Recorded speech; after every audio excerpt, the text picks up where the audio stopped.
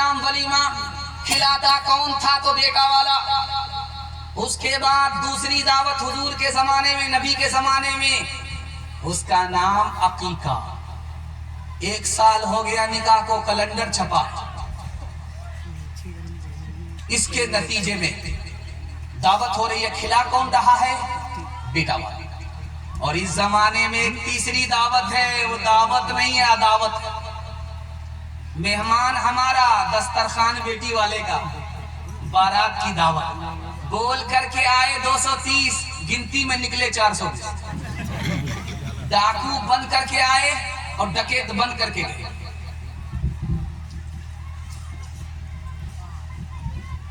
بیٹی نے پاؤں پھیلا دیا، باپ نے دیکھا تو اس کے پاؤں بالکل ٹھار۔ باپ کو محسوس ہو گیا کہ میری بیٹی کا انتقال ہو رہا ہے اور پیر سے روح نکل چکی ہے، اس لیے پاؤں ٹھنڈا ہو جائے۔ تو بیٹی کہتی ہے ابا میں دنیا چھوڑ کر کے جا رہی ہوں، ایک دعا کرتی ہوں، آپ آمین بولو۔ باپ نے ایک بار آمین کہا، بیٹی نے کہا ابا یہ نہیں ہوا، دوسری بار آمین کہو۔ باپ نے دوسری بار آمین کہا بیٹی نے کہا ابا یہ نہیں ہوا، تیسری بار آمین کہو۔ باپ نے تیسری بار جیسے ہی آمین کہا، ہاتھ جوڑ کر کے کہا کہ بیٹی کون سی دعا کر رہی ہو؟ بار بار ابا سے کہہ رہی ہو آمین بولو آمین بولو۔ اس بیٹی نے جو جملہ کہا ہے آپ کا کلیجہ منہ کو آ جائے۔ اس نے کہا کہ میں جوان تھی، میرا نکاح نہیں ہوا، سماج نے نکاح کو مہنگا کر دیا، میرا باپ غریب نکاح نہیں کر سکا، میں بیمار پڑ گئی، اس کے بعد مر کر کے خدا کے پاس جا رہی ہوں۔ میں نے اس آخری لمحے میں دعا کیا ہے، میرے مالک جس طرح ان لوگوں نے مجھ کو نکاح سے محروم کیا، تو ان لوگوں کو اپنی جنت سے محروم کر۔